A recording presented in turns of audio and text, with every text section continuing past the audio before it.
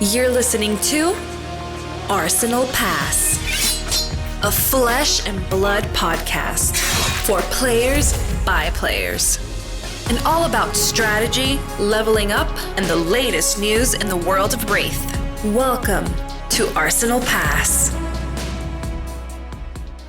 Welcome back, everyone, to episode 139 of Arsenal Pass. I'm Brennan Patrick, joined always by Mr. Hayden Dale, sitting across from me. And with this weekend, Iyslander has left the Classic Constructed format, as well as we saw the largest grassroots tournament that has ever occurred in Flesh and Blood this past weekend with the Realm Games 20K Invitational. I'm not sure if it was the largest in terms of actual player count that attended, but in terms of prize pool that was put up, and just, I don't know. Realm Games has been hyping this up for about a year, right? This is their circuit led to this 20K Invitational that occurred this past weekend, which was won by Michael Fang. And I believe the 10K event the day after was won by Brody Spurlock, which is actually kind of hilarious. Other way around, I think. Is it really? It's the other way around? Well, either way, around, yeah. It's pretty hilarious because both those players have been taking down Battle Hardens for what feels like years at this point. To see them win both events on the weekend is pretty funny. So congratulations to Brody Spurlock and Michael Fang, and just another notch on the belt for the old wolf pack over there. Yeah. I think the top eights in general look pretty, like a lot of familiar names in there.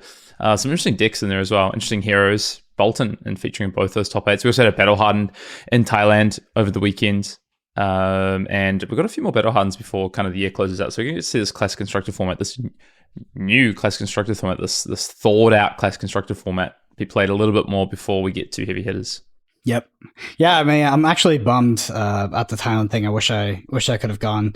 Thailand is one of those places on my list where Flesh and Blood has a tournament there. I'd like to get there if possible, but because it was so close to the World Championships, I just really did not feel like traveling. Like, it didn't even make it out to Columbus because I was so fried from travel. But I mean, I've probably spent over a year of my life in Bangkok specifically. So it's a city that's very, very close to my heart.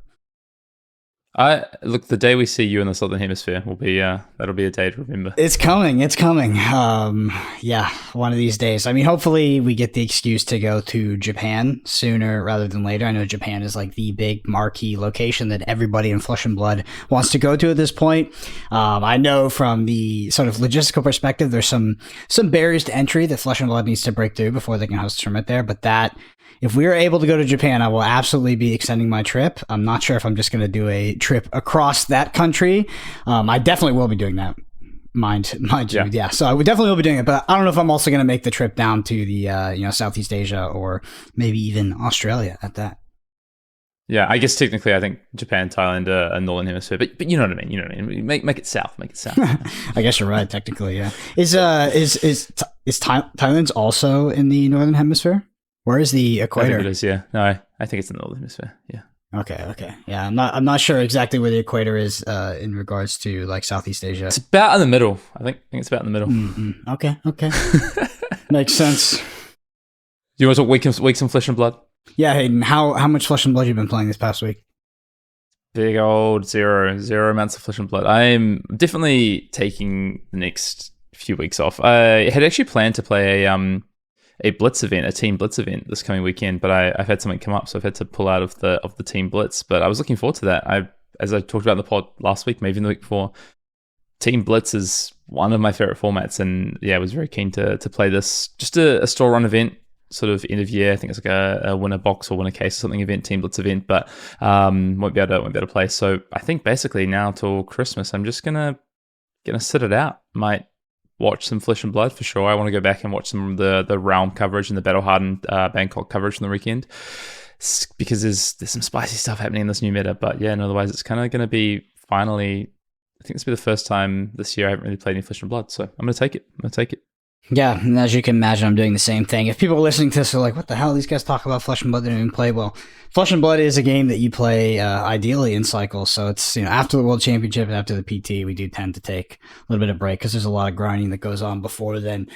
So yeah, I'm also, I'm sitting on the sidelines as well. Like I said, I mentioned in the last pod, this next competitive season, I will be leaving casting and coming back to competitive play. So, expect to see me ramp up my interaction or gameplay as we get closer to that event in Los Angeles. So obviously there's a lot of battle hardens already announced for the first half of the year, callings, etc. What's your kind of plan? Have you mapped that out? Yeah. What you think you're going to play other than LA? Don't care about battle hardens at all. To be honest, if they're local enough, I'll go for sure. But I'm not super interested in the fly in fly out for the weekend for a battle harden. To be honest, to play. It's just, for me, it's like, everything in life is a balance, right? So if you're committing to playing a game more competitively, you do need to figure out like what passes your filter and what's going to take your time. And for me, battle hardens just aren't gonna check that box. Callings probably as well. It's probably just going to be local stuff. If there's a reason to go to callings outside of the gameplay, so if I have friends going, and if there's a compelling reason to go to that location that is not just the tournament, I will go. Or if it's not in the case that it's not local, other than that, mostly just focused on the upcoming Pro Tour. Callings? Yeah, so I said for callings, it would be the same thing. Oh, sorry, I thought you sort of meant just battle. No, I mean, for callings, it's, like I said, I would have friends going, or it's in a location that I want to travel to. I'm not going to be going out of my way for callings. Interesting. What's the thought? Is that just you don't want to travel? You feel callings are just lower value? What's your thoughts on the calling circuit overall? Because I think the calling circuit is obviously what Alice has put more of the investment into over the past sort of year and a half, 2 years. Yeah, I mean, Flesh and Blood for me is not a plus money EV sort of thing. It's not why I do it. And if you think about like the Pro Tours or the World Championships, part of the aspect of those tournaments are, we are coming together as a group, as a team. We are all flying into this location, and there's much more of an experience that's going on there. I think that the calling circuit is more for people that are looking to just grind out a tournament or a TCG and play it for just the competitive aspect. And Flesh and Blood for me is, while I am looking to compete and I want to be doing well at Pro Tours or at Tier 4 events, the competing in and of itself is not the only reason I'm doing it. So if the event is not surrounded by an experience as well, which the colleagues might not be, then yeah, I'm less interested. I'm not saying it won't happen, but I won't go out of my way somewhere in the US to play that. It's just that I'm not doing it for the money, and so going plus $500 EV at a calling. No. It's not. I mean, you're never really going plus EV at a calling, because there's a lot of other things you're paying for. But I think, no, just on the experience thing, I think for me, to just backing into the experience piece, I think some of the best experiences I've had this year are definitely in the callings as well. But that's kind of what's made me want to go to more, I think. And like you say, new places, definitely, for sure. I think you also have friends, which helps. Fortunately, my friends are mostly international, so they're not going to be attending these callings. I mean, I just don't. My support system for Flesh and Blood, for playing Flesh and Blood, testing Flesh and Blood, competing in Flesh and Blood, is more international than it is local. So I'm not going to be. I likely will not have a group that is preparing for a calling or going to a calling, and I'm much more about a team experience rather than a solo experience trying to play these tournaments. I think next step up then is to, you know what that means. Got to come to some of these Asian callings then. That's full circle. Yeah, just, become 50 years old after all those flights, I guess. Because like I said, I feel like I physically age on these long flights at this point. I'm just taking a break from it, especially on the economy seats. You have to ask. I swear the world's gotten smaller in many ways, but specifically in seat room and leg room on airplanes, it's ridiculous. I'll have to ask Michael Fing and Brody how they do it. All right, news time. Yep. We have another hero hitting Living Legend, Brendan, over the weekend.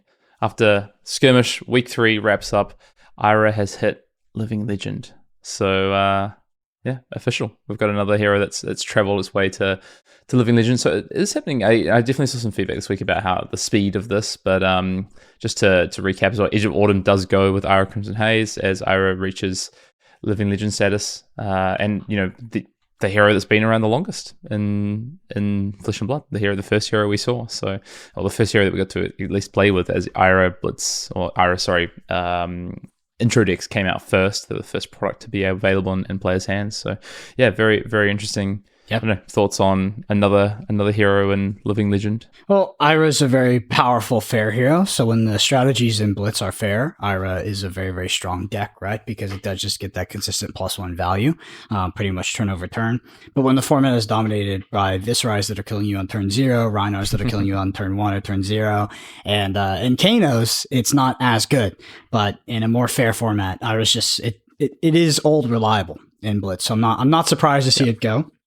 In regards to the Living Legend, I mean, Flesh and Blood, after ramping up this Living Legend system, does have it is a rotating game, like it is, and it will be like this. This is a form of rotation, and I think that the Flesh and Blood community in general does like it. One thing that's interesting about Living Legend as a form of rotation is that it doesn't rotate out generic cards or potential troublesome cards that exist within the card pool that maybe were printed earlier in the game or a limiting design in some way that a rotation would, because that would be a set-based rotation. I'm interested what people think, because I can't imagine. One of the paradigms I was thinking about is like, okay, I'm looking about getting into Flesh and Blood. I'm looking to buy a classic constructed deck. Do I buy a good deck, Hayden, or do I buy some mid-tier deck? Because if I buy a good deck, it's more likely to be unplayable via being Living Legend in a short amount of time. But if I buy a mid-tier deck, it might not be as powerful in the moment, but it might come to fruition after more heroes rotate out. It's kind of an interesting dynamic as you look to enter the game for the first time, and maybe you are limited by something financially or just card availability, and you're looking to buy into a single deck. Like, what do you get, Hayden? It's a great question. I think my advice to people is always, if you're going to go out there and spend some money on cards, it's probably just the staples, right? So it's your CNCs, it's your E-strikes. Like, if you're going to play a deck that has those, I think that makes sense. I mean, if you're going to go and play a deck that has, I guess, a lot of legendaries or a lot of like sideboard slots that need to be legendaries and expensive majestics that are class specific, maybe that's a bit of a tougher kind of buy in, right? But I think in general, I mean, these cards are going to come back around. So if you plan to play the game for a long time, I would say just buy into the deck that you want to play. The legendaries will, for the most part, hold their value as more of that class is printed, and so will the staples. So, yeah. What's funny to me is that Legendary Studios is definitely the one of the key pitches of Flesh and Blood is that it's an eternal game. Like it's honestly, it's one of the main pitches in the genesis of the game, why people bought into the game, because they had been so burnt by Magic the Gathering and maybe some other rotating formats. But I mean, at this point, it would be hard to acknowledge that the current system, the current class constructed system is eternal, right? I mean, it is, but it really also isn't. And if you're not acknowledging that, I think you're being a bit naive. Which I think is interesting, because I'm in favor of a more rotating format. I think if it was permanently eternal, we come into more of a Yu-Gi-Oh type system, which is very finicky, and I really don't like how they do it. But yeah, I'm interested in people, because a lot of people are very, very stalwart, the word? I can't even think about the word, but they're very entrenched on the idea of this game being eternal. But Classic Constructed is definitely not that anymore, especially as we ramp up the Living Legends system. We do have a pseudo-rotating format as our Classic Constructed format, and I'm wondering if people... If the guise of this rotating format is hidden enough that people will still feel like it's eternal. And what makes something eternal versus rotating? Is it just because your sync belows and your CNCs and your E-strikes are not getting rotated?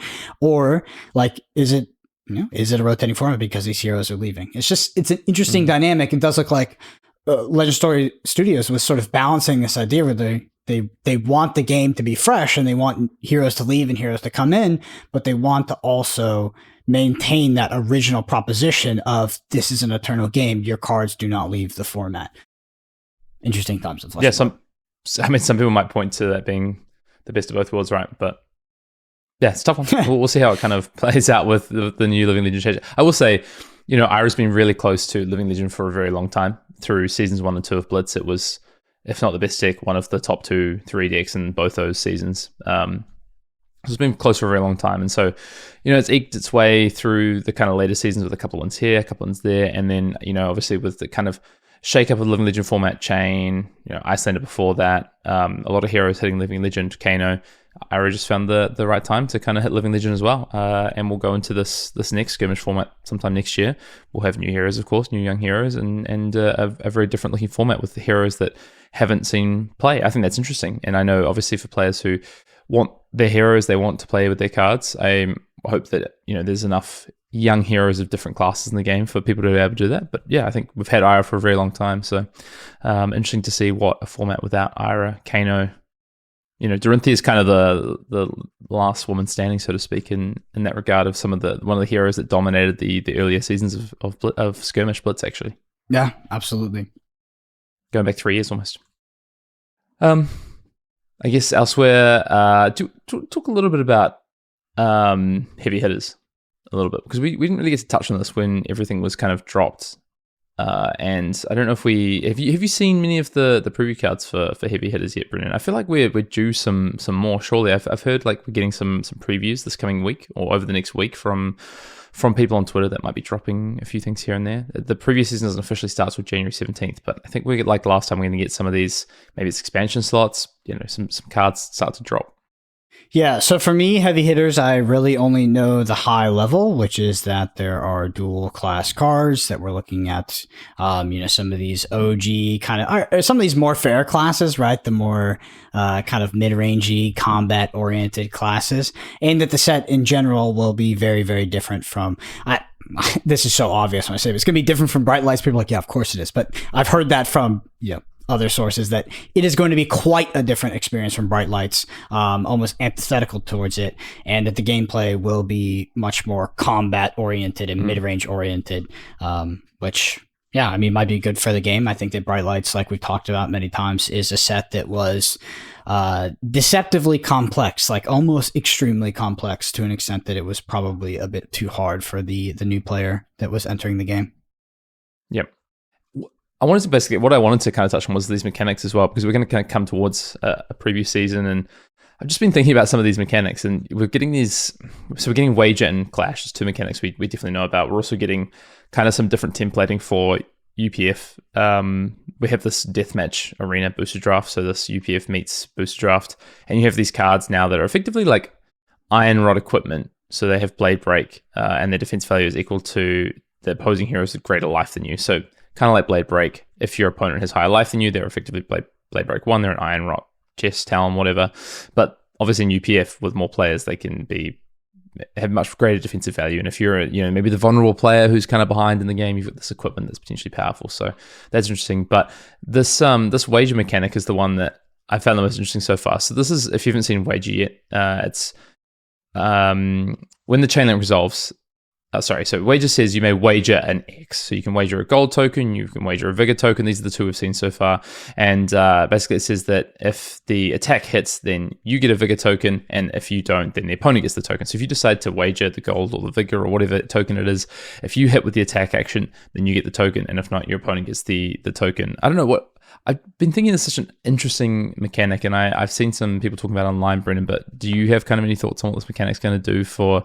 particularly limited, I think. So this is, well, I'm actually going to look at it in a completely different angle than you're talking about, which this is just a really good mechanic to have in games and card games in general, which is this idea where you're able to increase your stake or your equity in the game and increase the risk of the game based off information that is asymmetric. So there's a very popular mobile game called like Marvel Snap. This is similar to that in an extent where like you're snapping, you're increasing your risk and your stake into the game because you think you're in a favorable position, you think you can win the trade. And I know like if you played any of Sasha Markovic's games, all of his games are predicated off of like an inflection point where this happens in the game where you're able to stake more or commit more and telegraph sort of a play that is coming and your opponent can respond accordingly. In this case, your opponent can't really fold their hand, but what they can do is, they can commit, they can overblock it or something like that. And they're like, does he have the reaction? Do I overblock? If I overblock, does he just save the reaction for the next turn, etc.? I just think that this mechanic in general, it's usually, my experience with it is that it makes games much more interesting for the reasons that I described. Yeah, I think there's a fair take. And that's what I think it's actually, kind of a little bit the design principle, but it's actually what I think is going to make limited quite interesting. Because I think in previous games, like if you're behind, there's no really kind of like way to force your opponent necessarily into blocking, like their added value. Like a lot of the time it's just damage, and you can put on hit effects on cards, right? Mm-hmm. So you can put your discard effects, you can put these quite powerful on hit effects, but a lot of the times those need to be tied to, I think, to Majestics or higher value. And this is quite an interesting one where you get to decide and you get to tie an on hit effect to commons, rares, and like you said, combat focus set, force the opponent into more incentivized value trades potentially, or more you basically take just the printing of the numbers on the cards and you add this mechanic that kind of adds either some, like you say, asymmetric value or incentivizes an opponent to play in a certain way, which I think is really interesting. That isn't just math based. Yeah, it adds mind games, right? So this already exists in Flesh and Blood. So Command and Conquer Pummel. Your opponent's been sitting on an arsenal for a while. They play their Command and Conquer. You're in a board state where you're very susceptible to being blown out by this. You're now faced with the paradigm of, do I overblock the Command and Conquer Pummel and lose value off that, because I will be losing value because I will be overblocking, and my opponent will potentially save the pummel for the next turn, or do I block this just for 6 and I put my opponent on not having the pummel? And you have to weigh up both situations and how they would play out for you, and take the one that is the least risky, or sometimes you take the one that's the most risky, because you know that line is the only line that wins you the game. These are probably the most interesting points in Flesh and Blood. Flesh and Blood is a game that is highly dominated by math and just like quantitative values, but these are the aspects of the game where that is not necessarily the case. Yes, you could probably, if you were able to do the math on like a Command and Conquer Pummel in this exact board state, there might be an optimal line, but it's not immediately apparent to like the human brain. It more comes off of a gut instinct and the nuance that you get from having experience with the game and understanding sort of how those game states play out. And that's what makes Flesh and Blood interesting, are these kind of interactions. So I think that they're just doubling down on it. And I think that we've seen this sort of design in many other games, I mean, both past and now present, and it just makes things more interesting, because when there are lines that are taken that aren't objective, or you're presented with a situation where the actual correct answer isn't necessarily objective, and that you have sort of these non-deterministic ways to play the game that, and you basically have to go off a gut instinct, experience, and your sort of personal expression as a player. That's what makes card games really, really fun. So I think that this is pretty on the nose. Like, we've been seeing this in other games, and it's a very popular, very good mechanic to add into a game. I think the Flesh and Blood adopting is only going to make the game more fun. Will it be balanced? Will it actually be fun and interactive? I don't know. But the core concept of what's actually going on here is, in my opinion, a good idea. Yep. I guess that leads me to the second mechanic, which is Clash. And this one really adds that kind of flavor and spice, like you're saying, that kind of... I mean, they even like say anything could happen as the Clash mechanic. So I'll just read out what Clash is. So Clash is clashing heroes reveal the top card of the deck. The hero that reveals the card with the greatest attack value wins. And so one of the cards we've seen already is Test of Agility. This is a brute/warrior, so dual class block card. It defends for 4. It's a rare at red. It says when this defends clash with the attacking hero, the winner creates an agility token. So some more of this kind of upside value. So this card's going to have different value in your deck depending on potentially what your opponent's doing, what you're doing, any known information. It's all going to come down to probably, you're going to start talking values, Brennan. What's the value of an agility token? It's Test of Strength. What's the value of a gold token when you clash with Test of Strength? So I think you'll be playing Clash cards when you are reasonably guaranteed to hit off of them. But what I will say is that this mechanic is definitely an injection of variance into the game, especially in a format like Limited. This is second cycle. Okay, right. We're second cycle. Yes, but this is a red block card. You're not using the second cycle. That's what I'm saying. It's like, theoretically, we're second cycle. I know exactly what card is on top of my deck. I know exactly what card is on your top of your deck. Yes, it's not variance. But overall, this is quite a, this is definitely a variance injection, and it's like a fun mechanic. And then is it going to be skill expressive and rewarding? I'm not sure. I'm evaluating this in Limited, by the way, because this is going to really rear its head in Limited. When people are playing this in Constructed, they're probably going to be playing something like a Guardian deck, and they know their attack is going to be bigger than yours, like 95% of the time, right? And that's why they're playing this card. But in Limited, you're probably actually going to be taking legitimate risks with this card. Will that mechanic be fun? Yes, probably. Will it also be tilting and maybe a bit too high variance? Also potentially. But I think that they should go for it. Why not?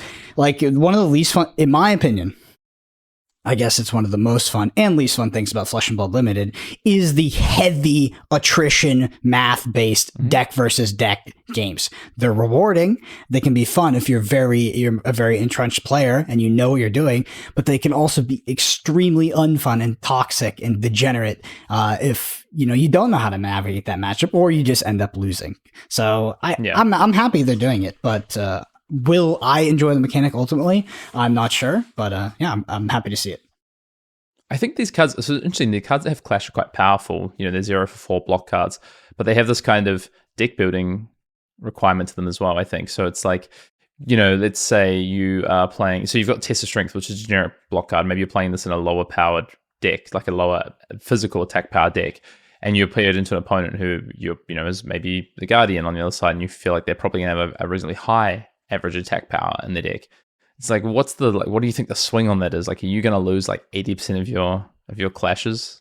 Well, then you side those bad boys out, and that makes like. But do you? Because it's a 0 for 4. So do you? So that's the thing. What's the value of the gold token? The token, right? Yeah, that's interesting. Yeah, that's the interesting thing. Like, what is the value of that token? I think that's, to your point, there's variance, but there's also there's deck building intrigue. You're evaluating it from like the seasoned, experienced player, where you're like, okay, let's look at the exact value of the gold token in this matchup. Does it actually matter? Am I still getting enough value out of the 4 block? And my opponent gets a gold token. Do I still win the exchange? But I think what the designers are looking at are that we will have sideboard oriented cards. Because let's be real. In Bright Lights, sideboarding, not really a thing, to be honest. And these cards, in essence, at least from a design aspect, I think have a sideboard potential, or have a potential to be in some matchups and out in others where you are faced with that dynamic where like maybe I'm the warrior, my opponent's the guardian. This card is likely to give them a gold token every single time. So now it has left my deck for this matchup. Gives players more decisions and push and pull. Yeah, I think I see it more as like a scale of like how powerful this card is based on like, in certain decks it's going to be lower power, certain decks going to be higher power. But then also I think like I want to see if these tokens are actually interesting. Like if you're at a draft table and you see like a gold payoff card go around, right? You like pass it to your left and that play ends up in Guardian, and then you play into the Guardian and you've got Test of Strength in your deck, which makes it gold if you lose the clash, like for them. All of a sudden it's like, okay, this card's gone from like, maybe a solid 0 for 4 with, a gold token they might be able to use to a 0 for 4 where I probably lose the clash and they probably get like, some great payoff for it. So I'm like, yeah, like you say, now I'm getting that out of my deck. But I don't know, it's interesting. I think like I want these cards that kind of force you to have this kind of like conundrum of like like a cost to potentially put them in your deck versus a potential upside to put them in your deck, which is good. I like that. I say go for it, because the last thing I want to see in heavy hitters is another pile-oriented sort of attrition-based format, which Bright Lights, to its defense, at the highest level at the World Championships, not necessarily that kind of format. Does it have aspects of that? Is it common? Yes. But is it the end-all be-all? No. At your local game store? Yeah, that strategy is pretty powerful. I don't want to see that again in heavy hitters. I want to see a format that is less susceptible to attrition-based game plans and is more of like, I have these cards for this matchup, these cards for that matchup. I'm making decisions when I'm building my deck. I'm taking, the bad cards out, and I'm trying to build this more synergistic deck. I would like to see that be the case in heavy hitters. Sure. All right, let's move on. All right. Well, head to our comment section from the previous YouTube video. If you want to get yours read out on next week's podcast, you can shoot us a comment on YouTube. The first one here comes from Hash Shatter. They say, curious about your thoughts on removing blues from 5 Switchblade lists. Normally, the sideboard blues weren't only for Iyslander, but also to put in an Emberblade in matchups like Azuri, Reinhardt, etc. Do you still think that some can come out of the list, or are they still necessary? First of all, I read this and was like, 5 Switchblade, do they mean Azuri or do they mean 5? And then I realized this is a Kodachi / Emberblade sort of question. Yeah. So a deck that plays both Kodachis and Emberblades. I mean, honestly, I don't know. Like, I'm not enough of a fire player. Most of my group or friends who are fire players don't play Kodachis. They're not Kodachi truthers. They don't see the value in those decks. And I mean, I kind of agree. Like, in terms of the way you put the deck together is really difficult if you're going to play Kodachis. So it doesn't.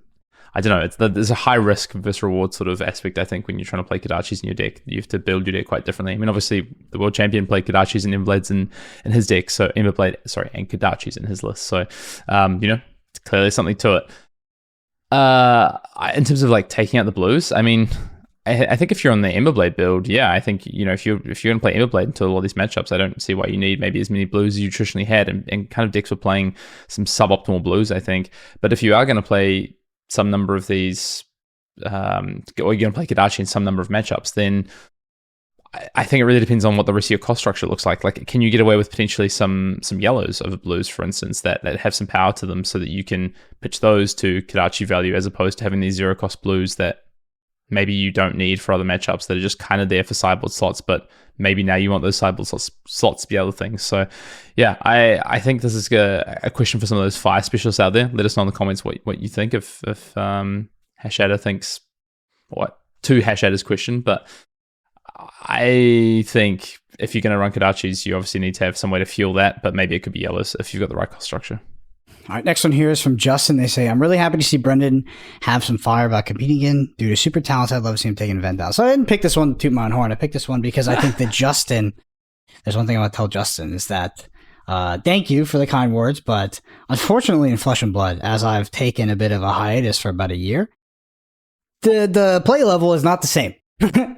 People have consistently, they kept getting better. And if we want to, like, I honestly, I don't know how it's going to shake out in 2024 because, I mean, even from the commentary booth watching the gameplay, I mean, some of these players are so good at this point. Way better than when I played even 1-2 years ago. So, yeah, it's going to be a challenge for sure.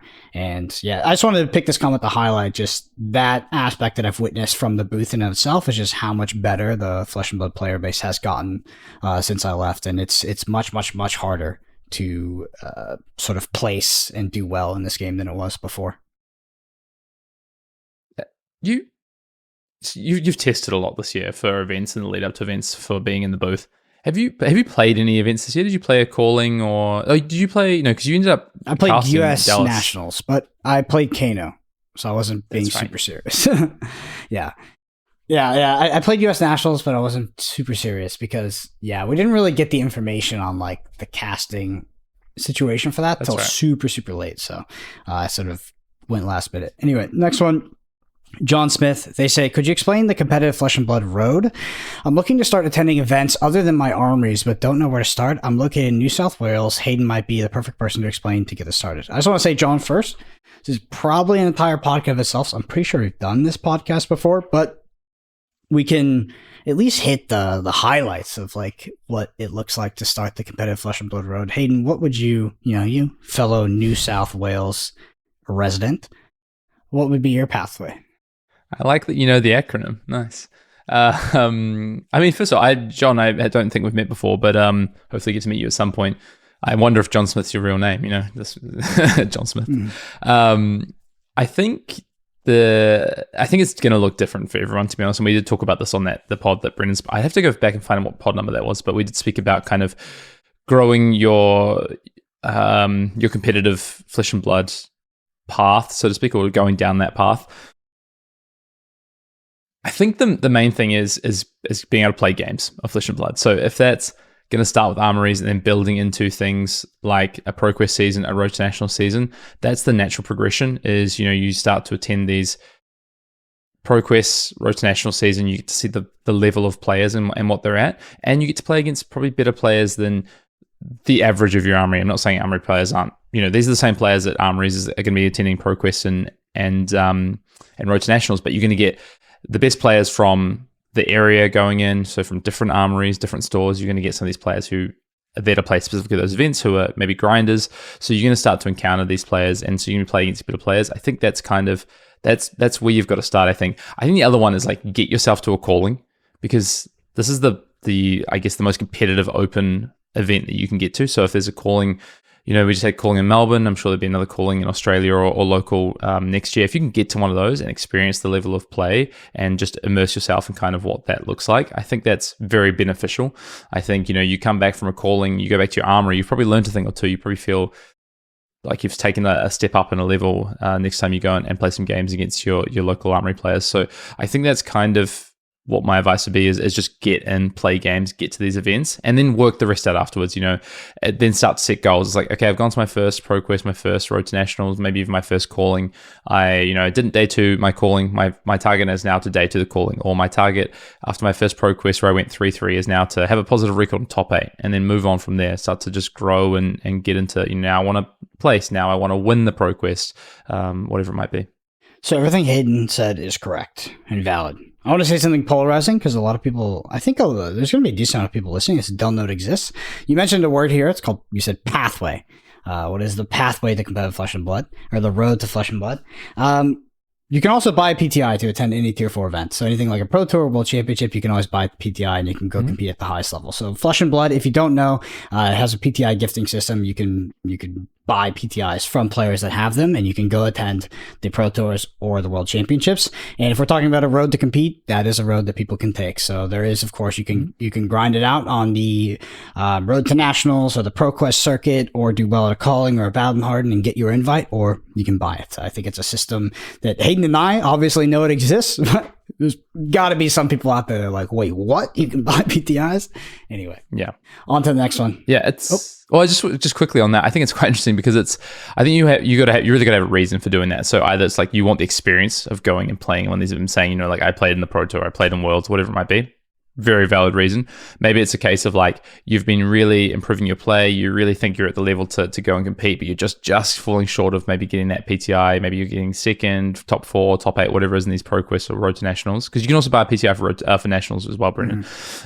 So yeah, I think I actually, when we first talked about the system, I was like, oh man, I don't know about the system, but I've really come around. I think the system is great. So yeah, but I do think you want a reason. So I should quickly talk about that too.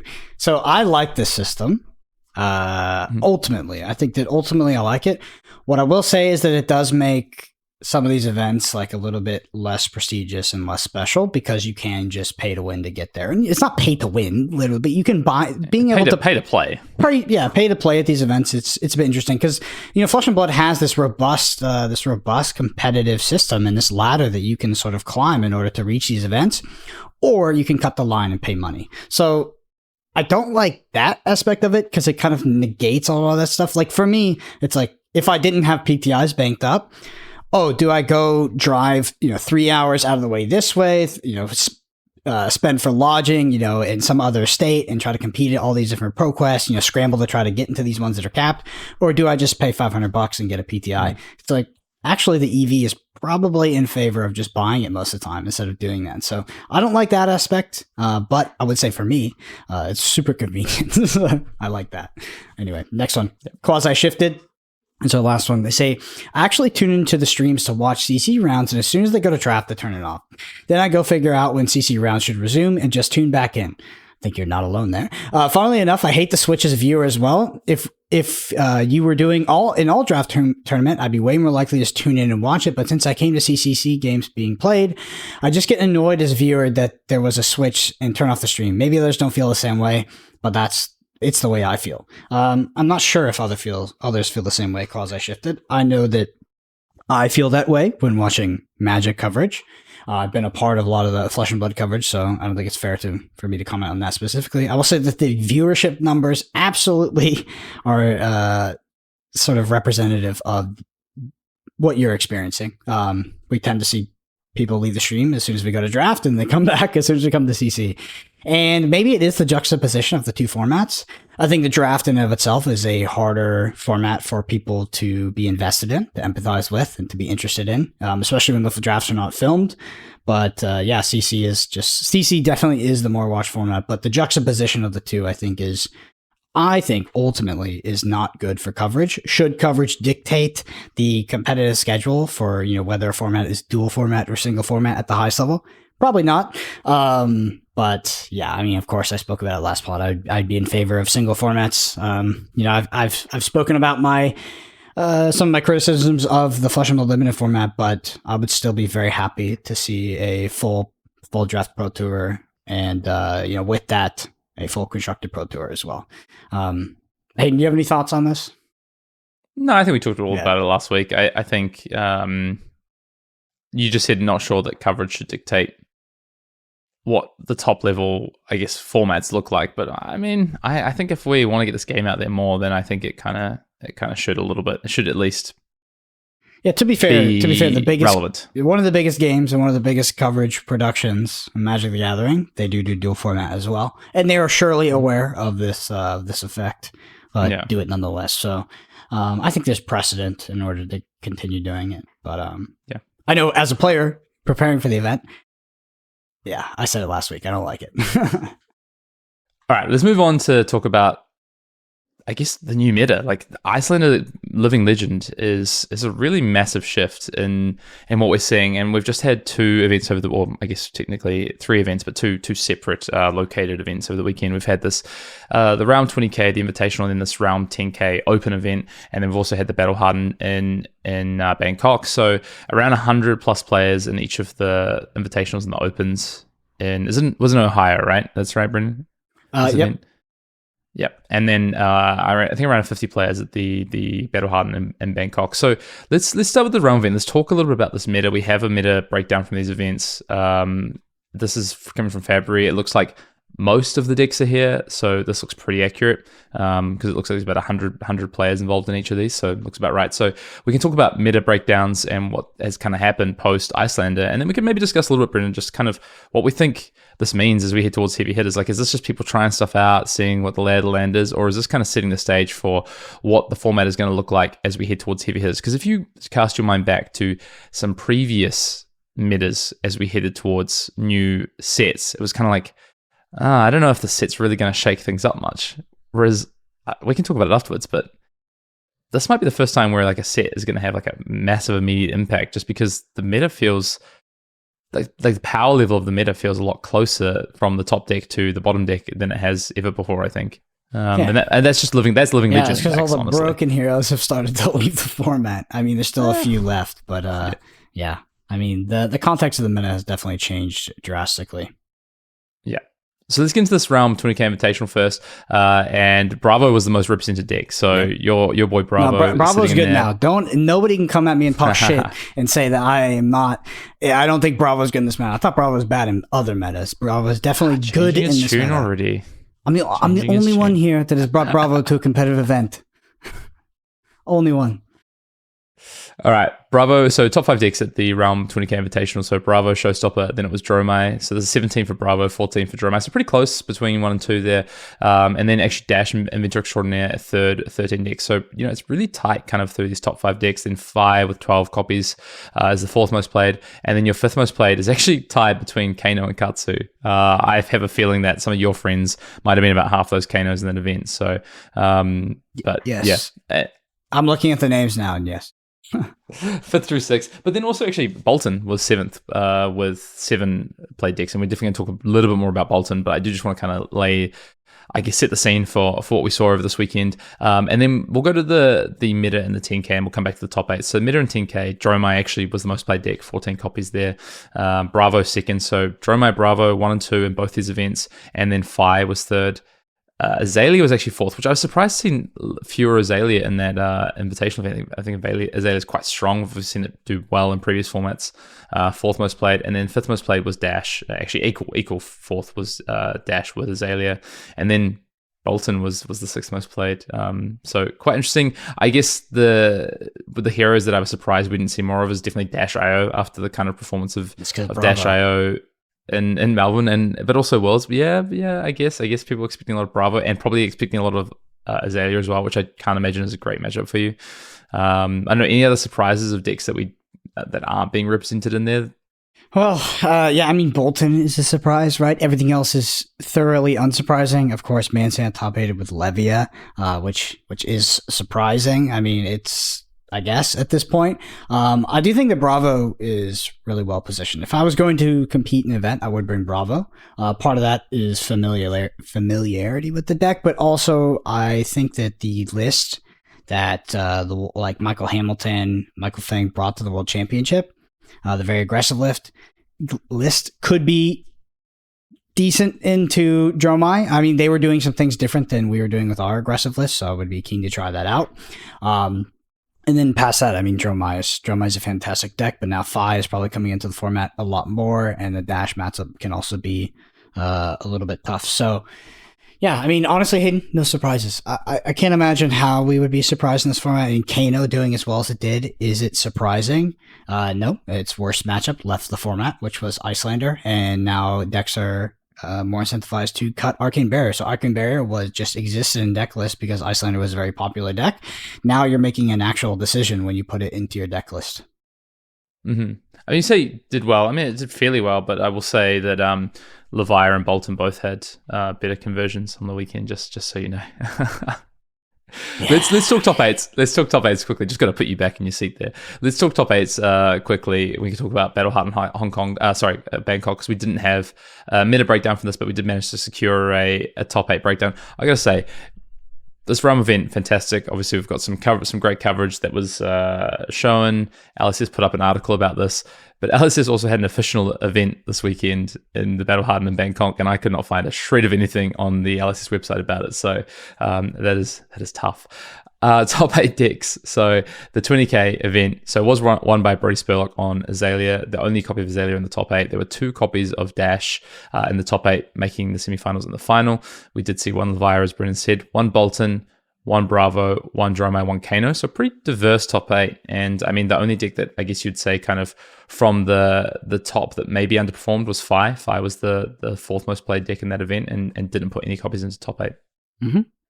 That's about as diverse as it gets for a top 8 metagame.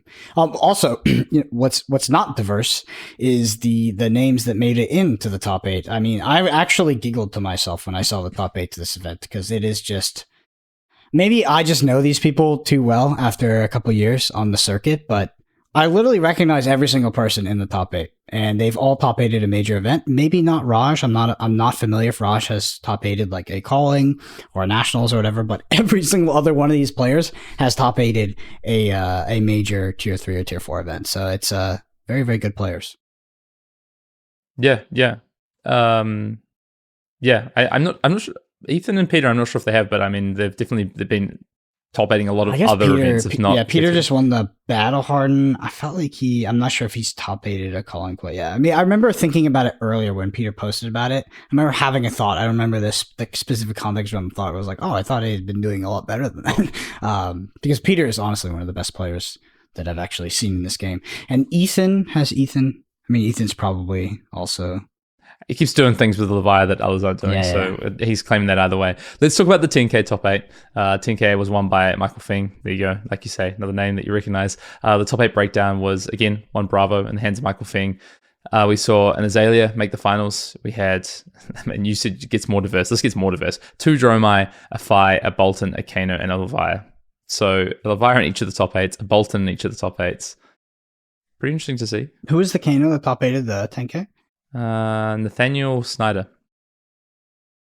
Cool. Yeah.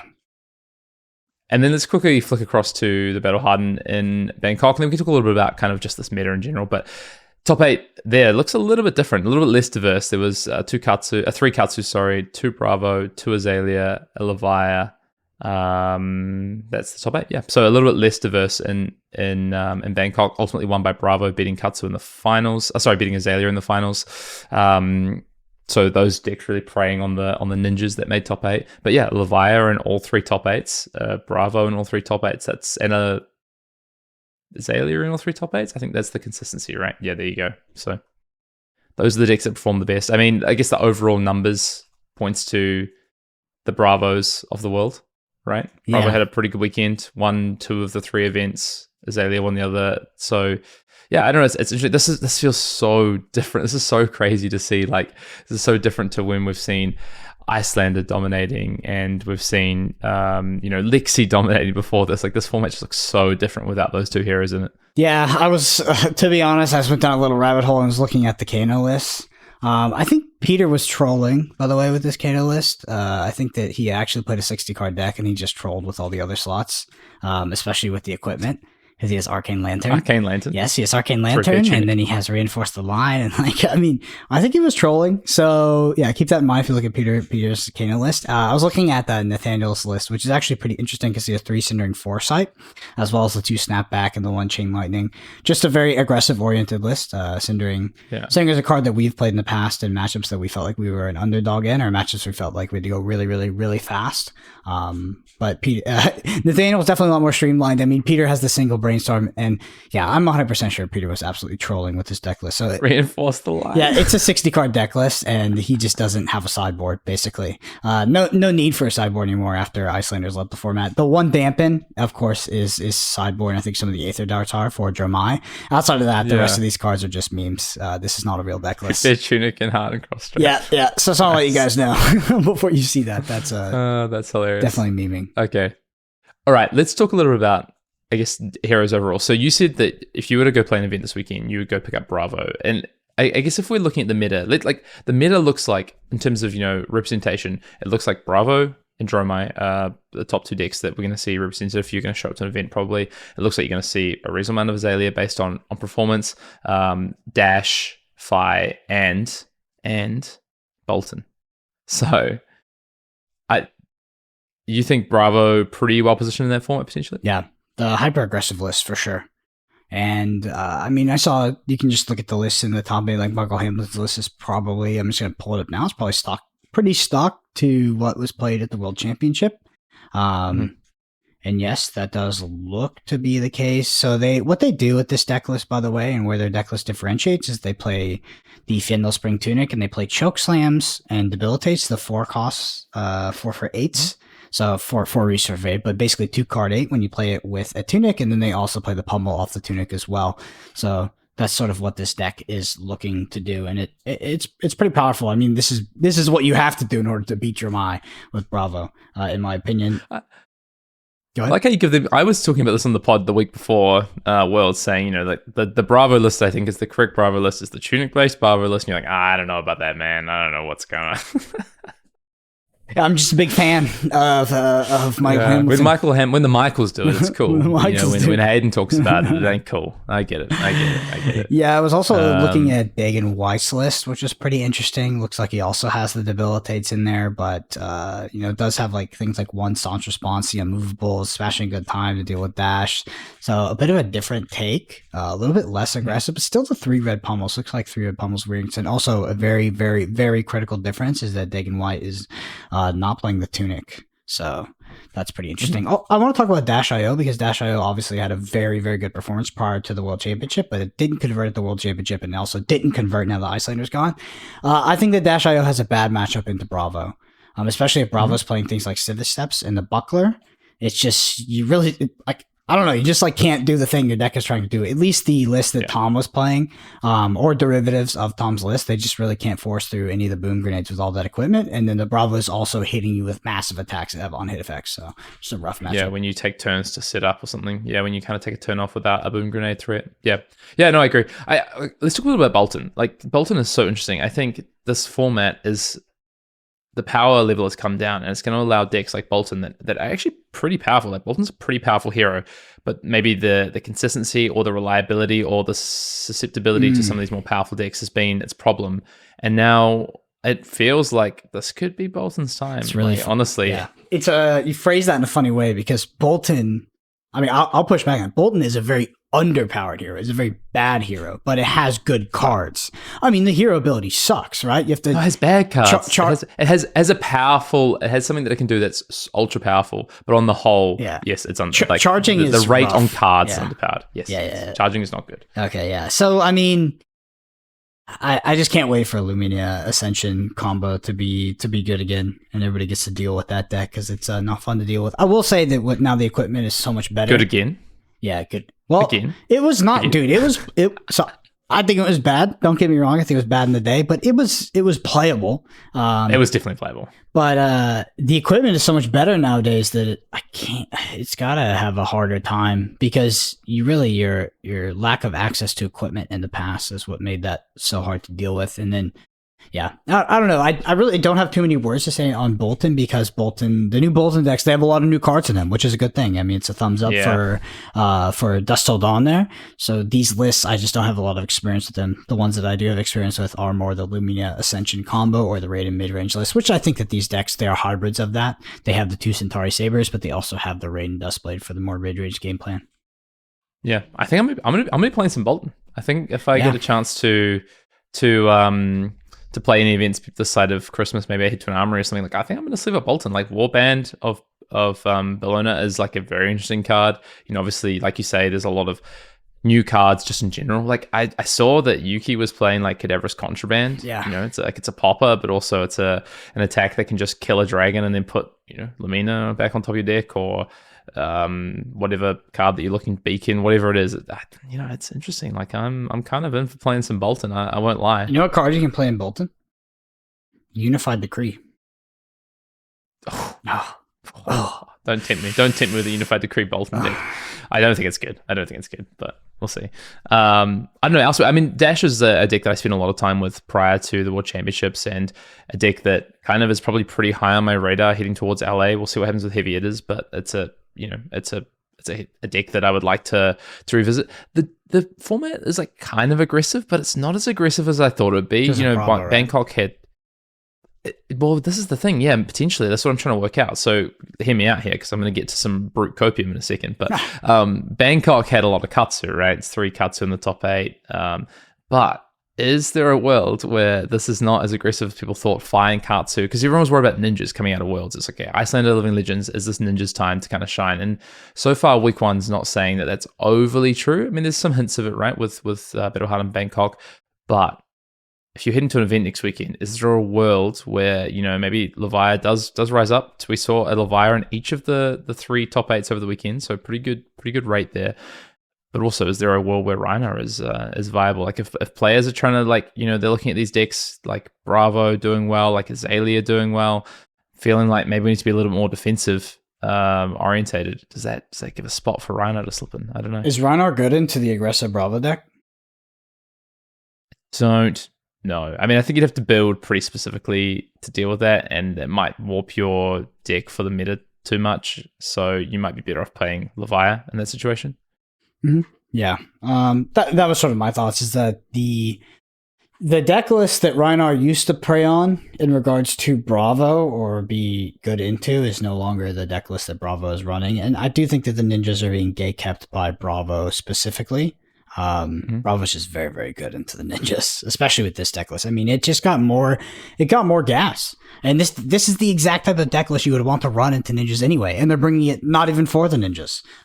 Things like the choke slams, the debilitates, but you have the crippling crush. Of course you have crippling crush, but now you also have Starstruck. You just have so many ways to time lock them and just stop them from playing the game. Yeah, I agree. I think if I'm looking at this, if we're taking away from the first week of this new meta, and then I'm also just looking at the decks that are just generically powerful, I think Bravo is top of that pile. It just has kind of some of the aspects of Ultim with the good blues. It has Rouse the Ancients. It has a lot of just proactive threats that are really, really efficient. It can chop and change them depending on what the meta looks like as well. So I think Bravo kind of has to be top of that pile. But the others up there are for me. Dash is still up there. Dash looks like a super. Dash just has good cards. So does Azalea. These 3 decks just have a lot of powerful cards in them between Bravo, Azalea, and Dash. So I think straying outside those 3 is going to be tough. I mean, we're still seeing Dromai put up the numbers, but I don't know. Dromai feels so. It feels in a much different spot than it was when Iyslander was around, when it kind of had this. Pre-tome, I'm now even talking when it kind of had a hero that it potentially preyed on. It had this kind of setup to play in a favorable way into Lexi. It's not that Dromai hasn't lost anything necessarily. It's just that the meta's kind of changed, and the way Dromai plays into this meta might not be right. Might not be the right time for Dromai, but it's still very powerful, I would say. Yeah, Dromai doesn't sit in those top 3 decks. Dromai's probably still really, really good, to be honest. The Tome of Imperial Flame stuff is just. It's just decently unfair. My only issue with that deck list is that it's relatively inconsistent. And yep, yeah, it's the other 3 are not. Well, Azalea can be, but the other 2 aren't. Yeah, and consistency is key. So that's my only issue with Dromai. But I still think that I still think it's just as powerful as it was before. I think it had a pretty good matchup into Iyslander, especially if your deck list was ready for it. You had the sand covers and stuff. And yeah, obviously more ninjas now, so that's a downside. Most likely, but it's still one of the best decks in the game. I mean, there's definitely a few really powerful decks left in the format from the old format, and I think about things like Dromai and Dash. The Dash showcase at the World Championship was pretty phenomenal. That deck did really, really good, and I think that if it had won the tournament, it would have been at 998 Living Legend points. So I'm not sure how long it is for this world. I thought if Dash won the Worlds, it was gone. I think it was 998. I could be wrong. Could be wrong. Okay. I need to go and have a look. You're probably right. So I think we're not tier listers here at Arsenal Pass, but I think if I was looking right now, kind of heading into week 2 of the thought out meta, as I'm going to call it, I think I'm looking at Bravo, Azalea, Dash, and kind of that top tier, top echelon, and then the next tier down. I'm looking right now personally. I'm thinking it's looking like to me, Dromai. I'm going to put Bolton in there and Phi, I think. I'm not a big Katsu fan, dude. I don't get Katsu. I think Katsu for me is the next tier down, but that's fine. That's like the Katsu, Leviah, like still powerful, still doing good stuff tier. Maybe Bolton's in that tier, but maybe it's a little bit higher. Dash IO, I think that's like that third tier to me at the moment, but we'll see. Kano, would also be in that third tier. Sure. I'm not going to give a tier list. Not yet. I'm not sure. It's not a tier list. It's just where I think things are positioned in the format relative to their power level, all right?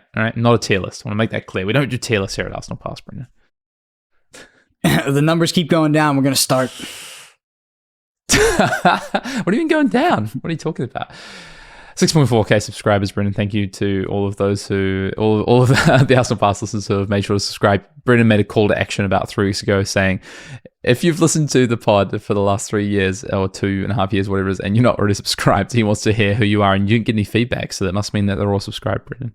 Yeah, honestly, you a specimen if you've gotten to that point. That's an achievement. That's an achievement to be listening that long. But maybe they're probably Spotify listeners. Yeah, for sure. Listeners. But if you haven't left a review, also, what are you doing? Number one thing you can do, by the way, leave us a review on Spotify or Apple Podcasts. And rate that's podcast.com/Arsenal Pass as well.